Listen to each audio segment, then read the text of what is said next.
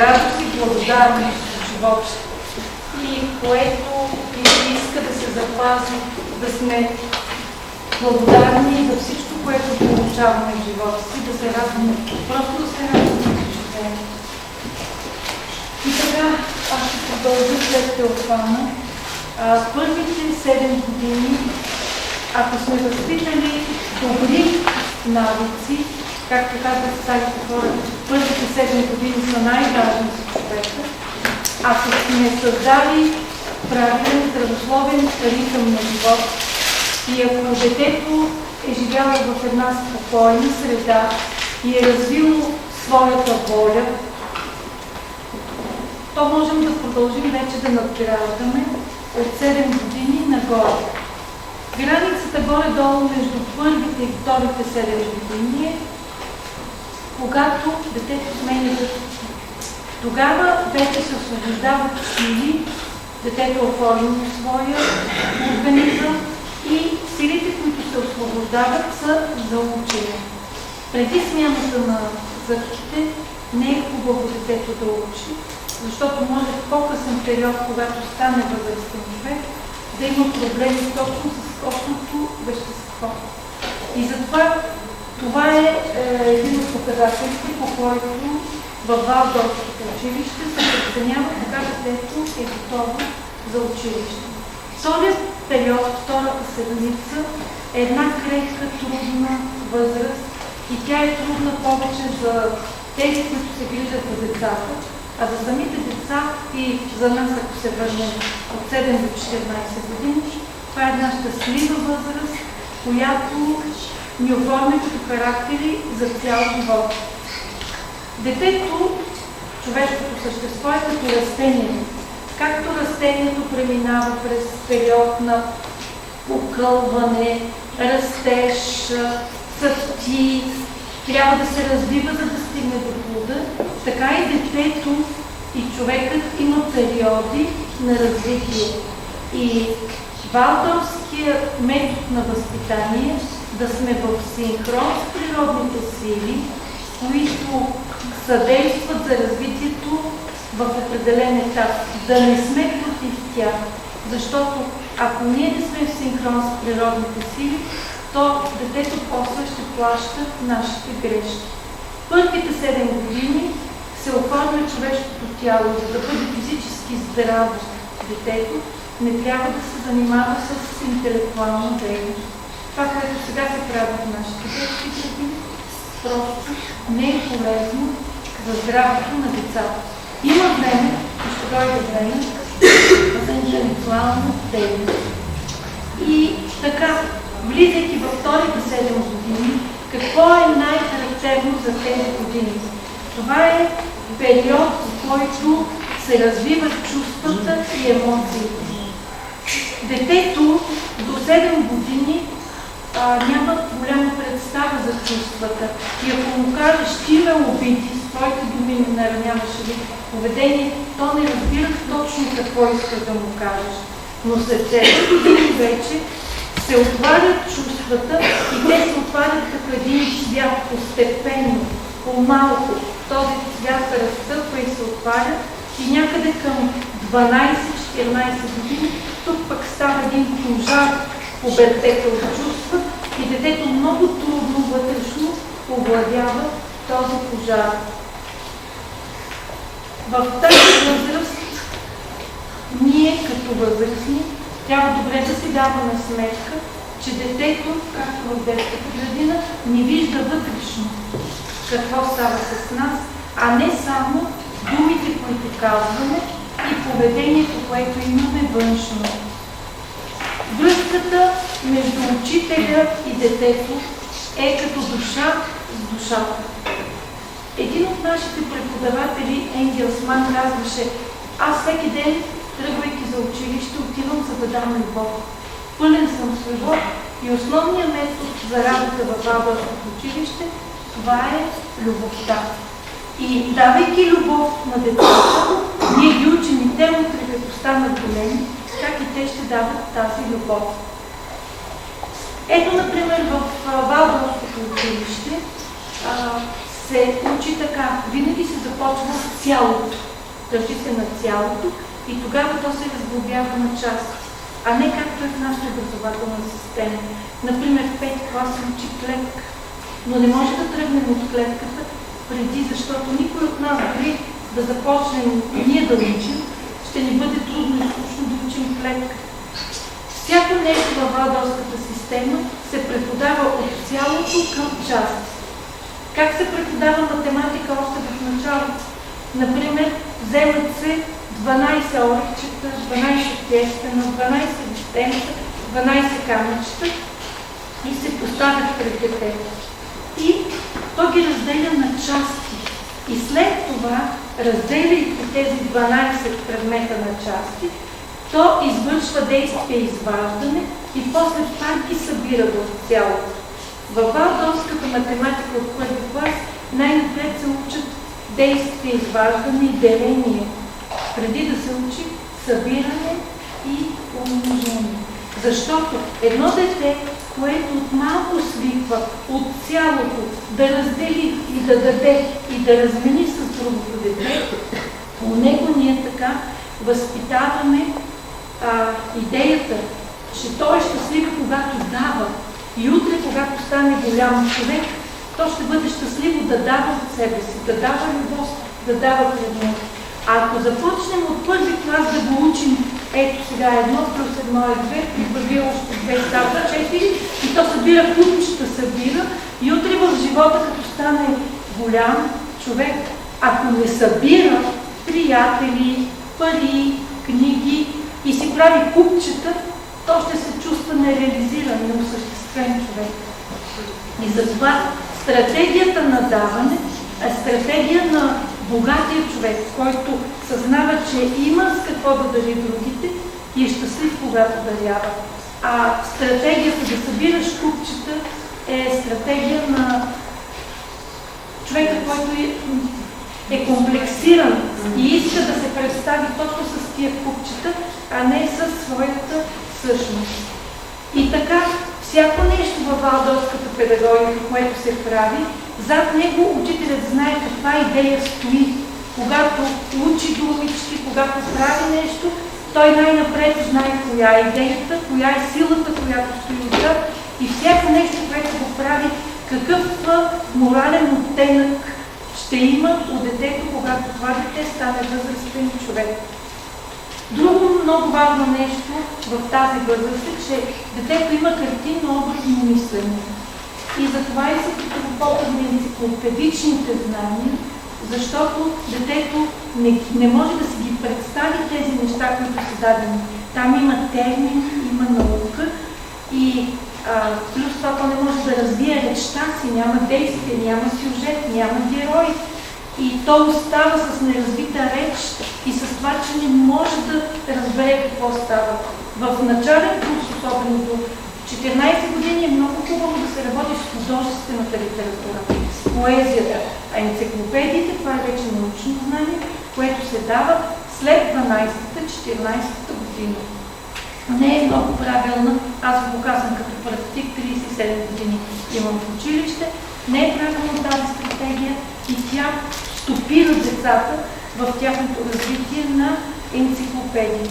Друго важно за тази възраст е, че се разширява общуването на детето. В една по-малка група в детската градина детето минава вече в клас, нови приятели, с възрастните и то усвоява нови стратегии за общуване.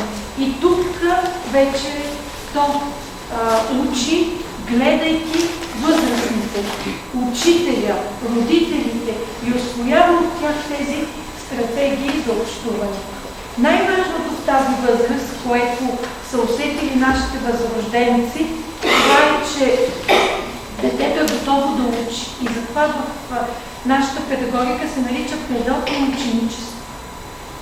То идва с желание в първи клас. Вие знаете това стих, че всичко първо е красиво. Първа песен, първи клас и детето поема ролята си на ученик с най-голяма радост.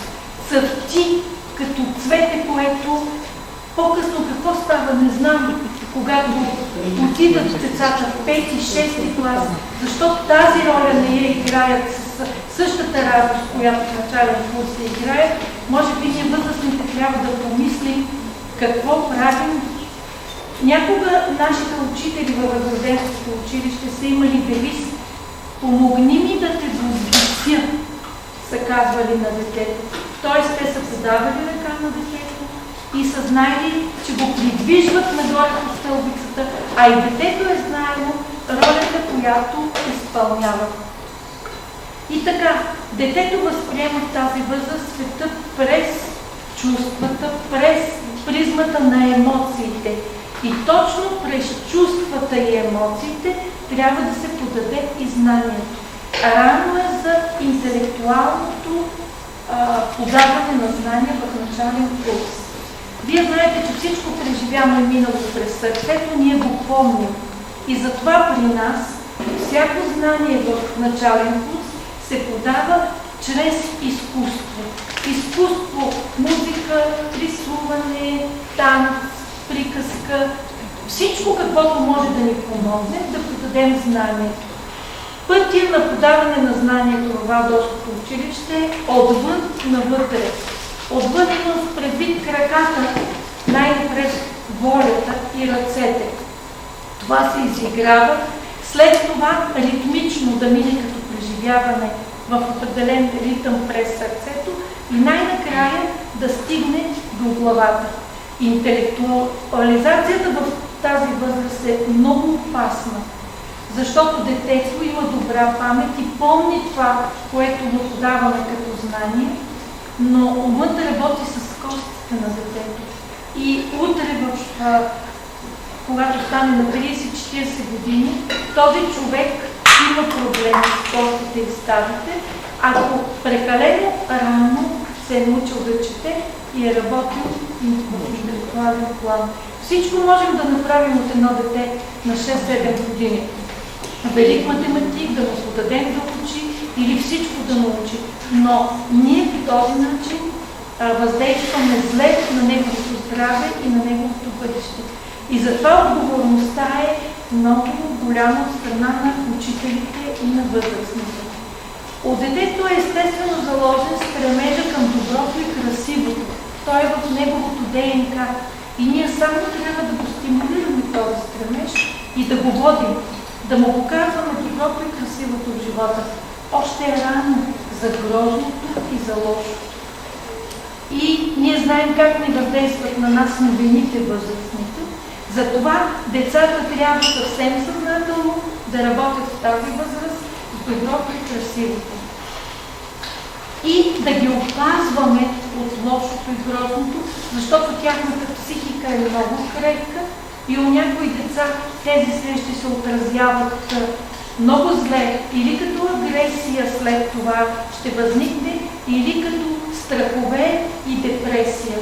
Когато стане на 14 години, юношата, девойката вече са готови за среща с истината, която съдържа и доброто, и злото, и красивото, и грозното, и могат да ги съпоставят.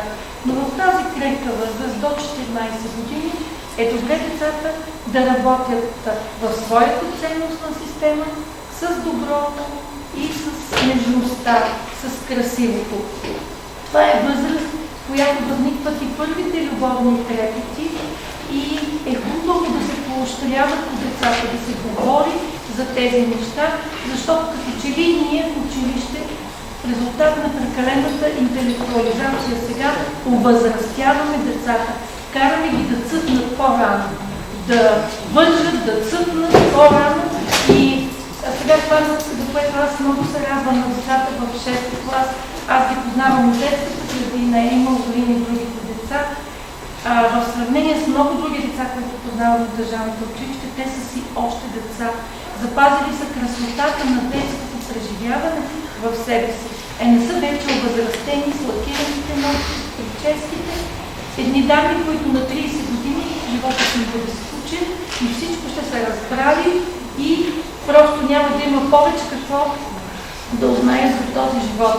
Затова в тази възраст трябва да съхрани чистите преживявания на детството. Най-важното в тази възраст е, че детето има нужда да следва авторитет. То тръгва да учи и учителя за него е най-важният авторитет. Не трябва никога да бият по авторитета на учителя нито възрастните, нито обществото, нито. Всяка казана дума лоша дума за учителя пред детето отива направо в сърцето на детето. Защото той има нужда от сигурен водач, който да върви пред него. То още не е укрепнало, още не може да върви само. И за него това е най-добрият учител, който майка му и баща му са намерили.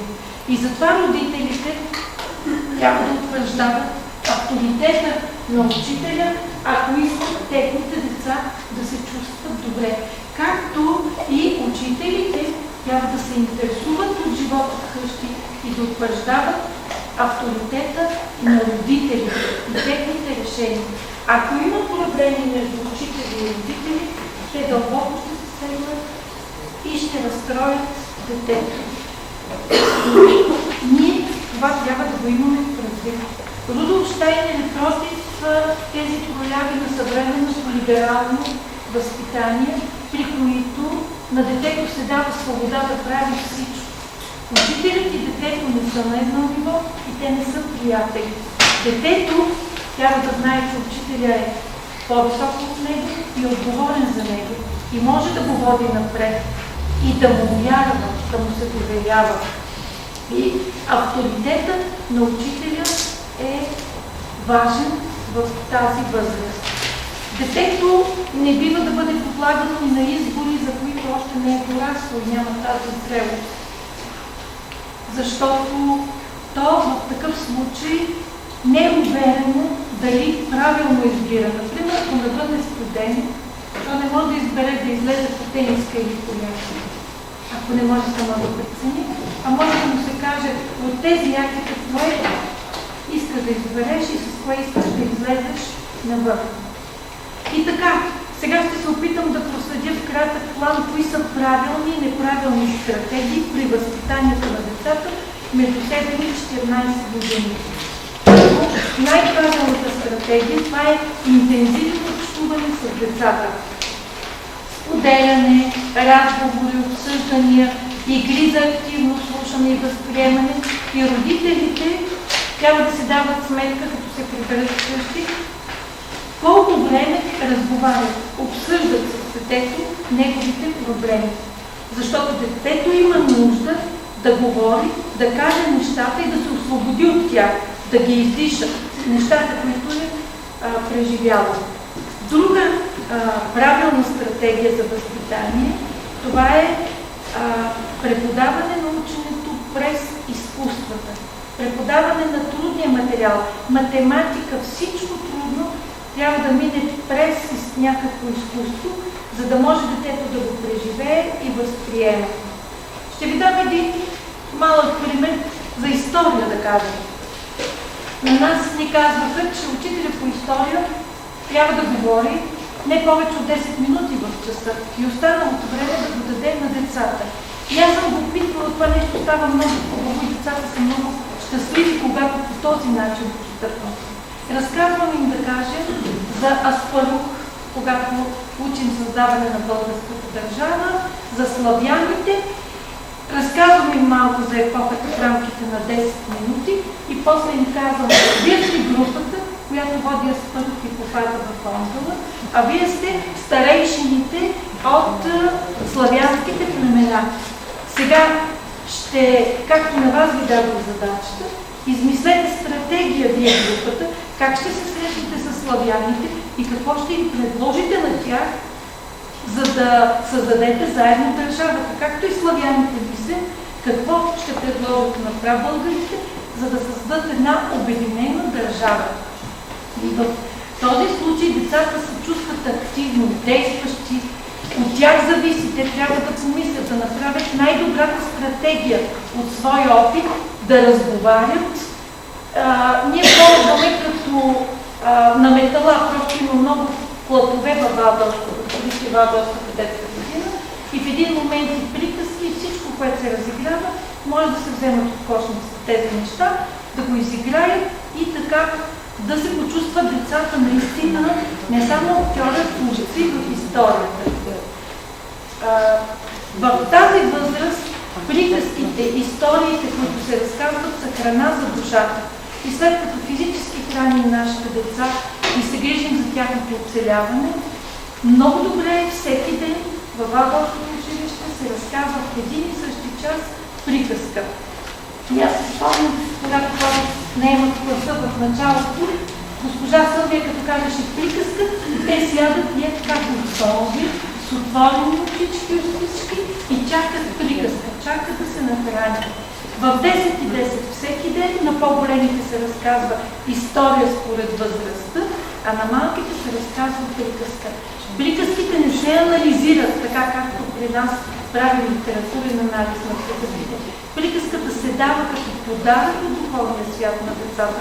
Ние сме само посредник, а те в приказката ще си намерят, за себе си ще вземаш това, което е храна за тях, което им харесва. Всяка приказка съдържа нещо, което е необходимо за душата.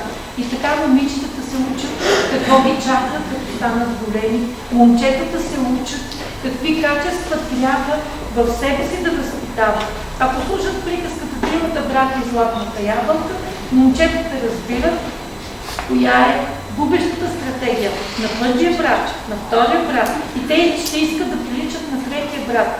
Но има една подробност при третия брат, че той се прави рана на ръката, т.е. болката ражда будността, за да може той да не заспи през нощта. И така, без обяснение, без нищо, всяко дете си взема това, което на него му е необходимо. Докато слушат приказката, децата просто го приемат като един подарък за тях, изпитват радост и удоволствие и един от критериите, по който се оценяваш ти като учител, дали правилно постъпваш в този момент е, дали порозумяват буските на децата, т.е. дали се събудил жизнените сили в тях, дали те са успели да я възприемат вътрешно тази приказка. И ако те са изпитали радост и удоволствие от всичко това, Щайнер казва, разтварят се солите вътре в тях. И по този начин се освобождават чрезите с вътрешна секреция да работят свободно. И утре тези деца няма да имат проблеми като възрастни, точно с тези чрези. Тези мигове на слушане, на възприемане, на връзка с историите са и здравословни, защото те радват детето, а когато детето изпитва радост от това, това е добре и за него трябва. Друга позитивна стратегия, това е личният пример на възрастните.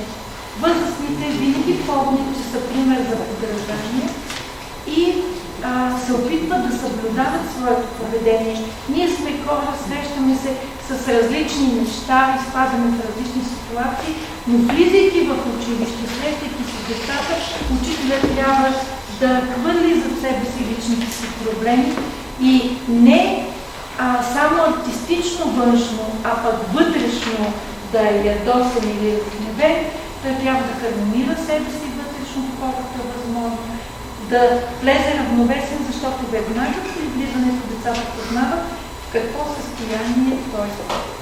И е важно в тази възраст учители и родители да познават темперамента на детето. Темперамента се проявява някъде около 6-7 година. И имахме обучение за темперамента в рамките на 10 лекции, да кажем по 2 часа, с практическа работа. И тогава вече могат да работят учители и родители спрямо темперамента на детето. Само тук искам да кажа, че темперамента при Щайнер се възприема като едно клавишно пиано. И човекът, който расте, израства и се самоусъвършенства, когато вече отиде в по-съвършения за него етап, той може да работи с 4 клавиши. На 7 години ти се дава един темперамент. Това е инструмента, клавиша, с който ти можеш да работиш. И учителят трябва да разчита на положителните дадености в този темперамент. Към 12 години се включват характеристиките на друг темперамент, А другите два темперамента човек постепенно овладява в живота си. И най-съвършените учителите, духовните учители, те са могли да работят и с четирите темперамента. Когато е важно да бъдеш силен и активен, да кажеш, аз казвам и това така ще стане. Да знаеш кога да отстъпиш, какво ще стане. А за храненето само ще ви кажа за темпераментите.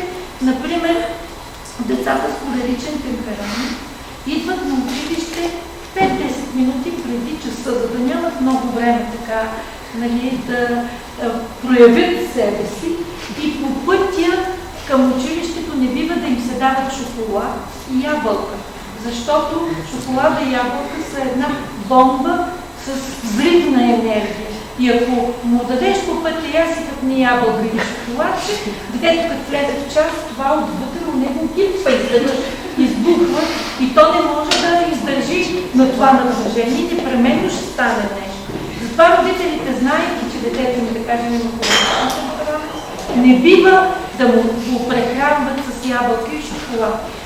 Децата, които имат меланхоличен темперамент и са влабени, замислени в себе си, изглеждат тъжни, те трябва да се хранят със слънчева храна, за да излизат от тази меланхолия, да ядат плодове. А сангвиничните деца, които пък в представите си тичат от облаче на облаче, всяка шумка и всяко клонче ги привлича и представите и картините пред тях непрекъснато бягат и се сменят, те трябва да ядат пък храна, която расте под земята, за да се приземяват, коленоплодна храна. Флегматичните деца, за да могат да излязат от себе си, да бъдат по-живи, те не трябва да се прехранват с яйца и макарони, а трябва също да ядат такава храна, която е слънчева. И това, което не трябва да правят холериците, те пък може да ядат шоколади повече. Холериците, някой път повече може да говоря за това, но да не е храна, която веднага избухва.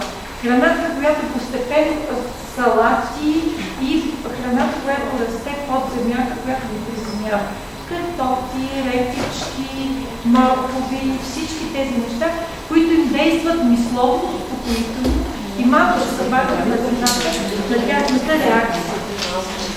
Сега ще спомена само с две-три думи за някои неправилни стратегии, които не съществуват в Валдорфското училище. Първо, това е ранната интелектуализация, която блокира детето и го отвръщава от учене. И още, вие знаете, първи, четвърти клас учат с желание, 5 и 6 започват да се съпротивляват, 9 и 10, ако ги изгонят родителите от училище 11 и 12, отиват на училище, поразходят се около училището, може и да не влязат в училище. Първи клас носят тежките чанти на гърба, 12 клас нищо не носят, отиват на гърба в училище. Това знаете ли защо е? Защото ние сме обвързали пирамидата на учене обратно, върха и забит долу в земята. Значи, ако ние в детско-градински етап развиваме тялото и волята, ако от 7 до 14 години работим върху чувствата, морала, картинно-образното мислене, ако между 14 и 21 година ги вкараме в света на идеите и на интелектуалното, тогава ще бъде нещо съвсем друго. И това, че този възрастов подход не се спазва, е причината за отвращението на децата от училище. Те ни го дават този знак, но ние като че ли не можем да го прочетем и да променим нещата. Друга неправилна стратегия, това са конкурсите, състезанията, съревнованията, които предизвикват веднага стрес в детето. Това е, което ви казах в началото, разваляне на цялото. Все едно да се съревновават окото и ухото, кое е по-важно за нас. Крака ли ни е по-важен или ръката, да правим съревнование в тялото си. Всяко дете, което попада в съревнование, по него веднага настъпва стрес и вътре в него хаос.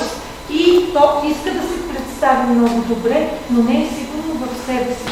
Аз ще ви споделя за един случай, разказан от едно момиче. То споделя така, когато бях малка, много трудно слух. В първи клас моите родители ме записаха на конкурс за рисунка. Аз не исках да отида и много се съпротивлявах и плаках. защото не бях сигурна дали ще взема първото място, а исках да взема първото място и да зарадвам моите родители. И това предизвикаше у мен плач, липса на всякакво настроение и желание за участие. Край на краищата момичето отива, но от тогава и взема, защото е било талантливо, взема награда, но от тогава не иска да чуе думата конкурс, съревнование и така нататък. Кое е обратното на конкурса? Това е сглобата на пъзела. Както вие тук не бяхте на конкурс, кой по-добре ще да скаже нещата, а всеки го пълваше и накрая се сглоби пъзела на очакване. Така че на конкурса и съревнованието във Валдорфско училище ние противопоставяме всеки да направи частица от пъзела и накрая да сглобим пъзела. Премахва цифровата оценка, друга неправилна стратегия в училище и се прави качествено отчитане на постиженията и резултатите от обучението. Но цифровата оценка не съществува при него. И за учебните е договорно истинското неговото училище, той е против учебниците. Там детето прави свой учебник, да се гледа филма за Валдорфското училище, учителя казва най-важните неща, децата рисуват, записват най-важното и в края на годината по всеки учебен предмет те си имат свой учебник. Учителя може да ползва всички налични учебници и източници и той преценява за неговия клас, според неговите разбирания, кое е най-важното да им подаде. И друга неправилна стратегия, която сега аз виждам в практиката си, това е ранната професионализация на децата. Четвърти клас отиват в математическа гимназия или еди къде си, еди що си. И развиват едно качество, а това става за сметка на закърняване на други качества. Както е в природата, да кажем, при куковицата. Тя развива едно качество, но закърнява друго качество. Много животни птици имат. Така че на детето трябва да се предостави всичко и то вече, когато стане в период на зрелост, ще прецени кое е най-важното за него. И последното, което искам да кажа е, че според Штайнер до 12 години не бива децата да работят с техника. След 12-та година те са готови, дори касетофон не се носи в Валдорфско училище за музиката. Учат флейта, учат всичко на живо, да се докоснат всичко на живо. И сега едно от нещата, което е проблем във всички училища, това е стоенето на детето пред компютъра. А и сега така ни предлагат всички издателства, уроците в компютърите, направо да ни ги прожицираме и от нас няма да има нужда те да се ги усвояват. Само живият силен аз на възрастния може да възпита аза на детето. И чак когато стане на 14 години и възникне критическото мислене на него, то тогава може да разбере това е така, а другото иначе. И тъй като съвсем не можем да ги махнем от компютъра, аз мисля, че лекарите сега трябва да имат думата и да кажат каква е мярата и колко време трябва да стои едно дете пред компютъра. В нашето училище идва медицинската сестра и чете на децата, има писмо при тях и ще ви кажа какво им прочета. Според лекарите за четвърти клас тя казва 4 пъти в седмицата по 15 минути е здравословното стоене пред компютър. И тия, ако са 2 пъти, примерно, правите оговорка за тези 2 пъти по 15 минути, трябва да има почивка между тях. Всичко останало е облъчване и всичко останало като връзка с техниката е недобро за детето. Аз се постремих да бъда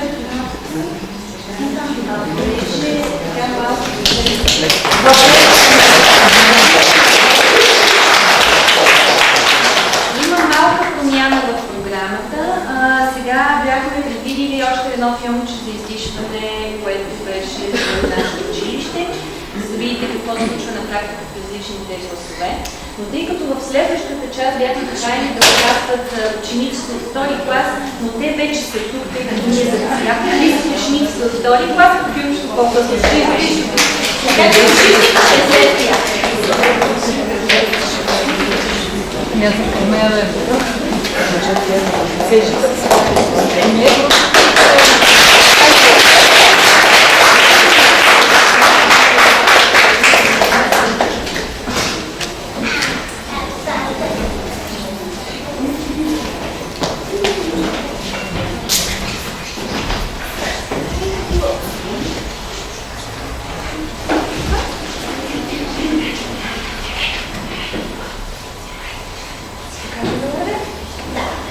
Добър ден! За втори клас ще покажем как ние учим там.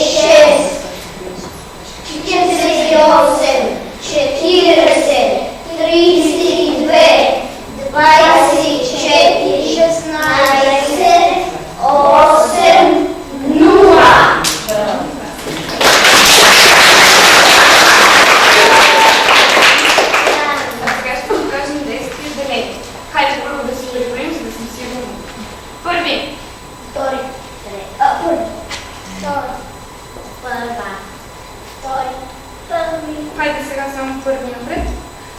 Първи! Хайде, кои сме първи? Дай от първи! Втори. Първи. Втори. Първи. Втори. Първи. Хайде първи напред. Първи. Втори. Още веднъж. Първи. Втори. Първи. Втори. Хайде сега. 88. 8 Делено на 8. 11. 80 делено на 8. 10. 72 делено на 8. 9. 4 делено на 8. 8. 6 делено на 8. 7. 48 делено на 8. 6. 40 делено на 8. 5. 32 делено на 8. 4. 24 делено на 8. 3. 16 делено на 8. 2. 8 делено на 8. 1.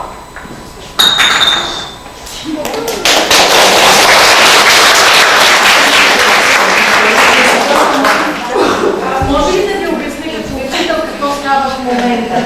Значи има един закон в прилища дизайнер, всяко нещо, което върви напред, ако се извърви и назад в обратен ред, то по-бързо се запаметява.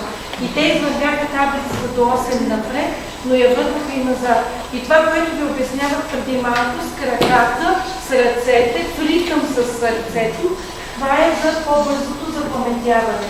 Във Валдорфско училище таблицата се учи до 12, за разлика от това, което ние правим, за да влязат децата в 12-те зони, 12-те всичко се брои до 12.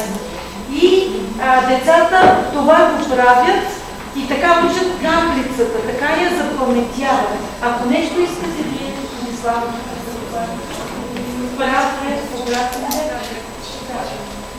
тук така учиме четни, всичко се случва през движение. Сега да преминем на български език. Сега ще ви покажем видове движение как. Той може би, защото сега не ще участва по-малко. Видове изречения ще ви покажем как ние ги учим, пак по изречение. Калуня говори и ни представя. А Калуня говори, само че не съм. За да може да бъдете на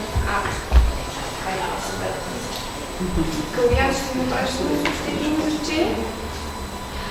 Главно навън е Славей. Точка. Славей е навън.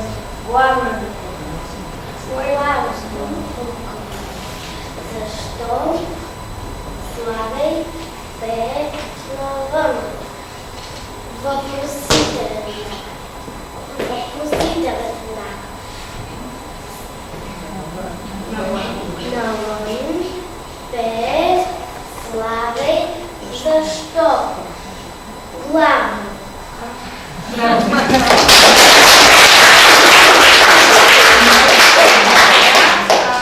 Следващото упражнение ще поставя малко вашата цел да е загадка. Ние ще го направим, а вие може да следите на кои думи ще какво правим и вие ще отгаднете кое е прилагателно, кое е съществено. А вие знаете? Да! Айде да направим. И ако вие, аз ще пържам. Айде, сега ще казвам думички. Тръгнем. Слънце. Вятър. Духа. Вее. Пее. Играе. Танцува. Луна. Красиво. Свети.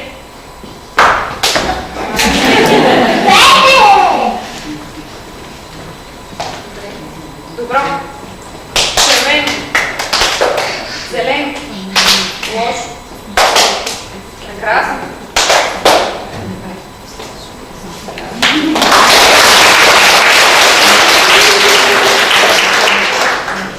Сега за финал ще ви покажем как ние се учим да четем, учим на използ и как създаваме любов към четенето, към книгата. Защо не и към театъра?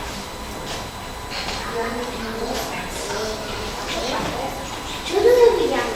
Тази зала рано стана чудо невидяно. Книжките ми оживяха, разшумяха, разшептяха. Слязаха от библиотеката. Най-голямата ми книга взе на пръстите се вдига. Отворете ми вратата, че не стига ми ръката. Моля, за къде се стягате?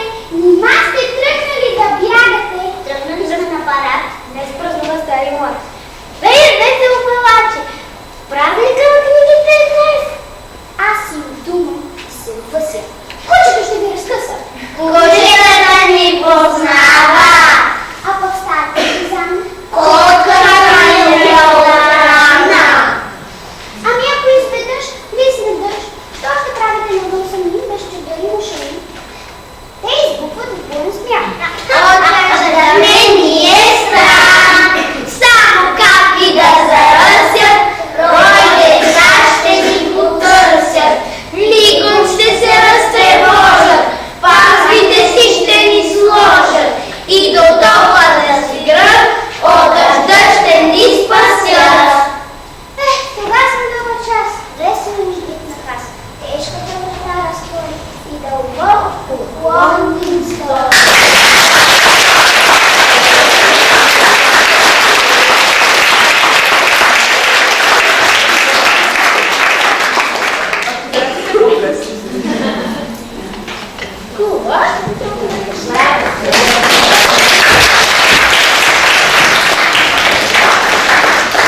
Децата ви показаха това, което ние не правим в обикновеното училище. Частите на речта се учат така и след това се пишат. Значи има си писане, има си всичко. Но ако и вие опитате едно изречение, аз съм го правила в упражнението с възрастни, да направите изречението главна буква, дума по дума да го изходите, да поставите знака, да се върнете, няма да ви бъде лесно. Това изисква концентрация, внимание и децата с удоволствие го правят. Така и с таблиците има много упражнения, които тръгват от ръцете, краката, ритъма, сърце и дробове и чак тогава се стига да го разберат това упражнение. И сега ще ви кажа нещо, което ме е много задачи, затова искам да го споделя с вас. Когато нашите преподаватели ни водят да гледаме деца и ние като вас се ръкопляскаме, когато децата се справят добре, тогава нашата преподавателка, тя беше в детската градина Шейда, каза: не се ръкопляскаме децата, защото те така ще свикнат винаги да правят нещо, за да получат ръкопляскане. И това ще бъде външен стимул за тях, а те трябва да го правят за радост и удоволствие. Просто за да покажат това, което можат. Защото центъра на равновесие и хармония трябва да бъде вътре в човека и той да прави нещата не за да се представи заради пляскания, а за да запознае другите с нещо, което на него му е приятно. И тогава ние това нещо го чухме, не сме го прилагали така, всички в България така го изискали, но просто да знаете, че това е един от методите на работа в България. Сега следва, че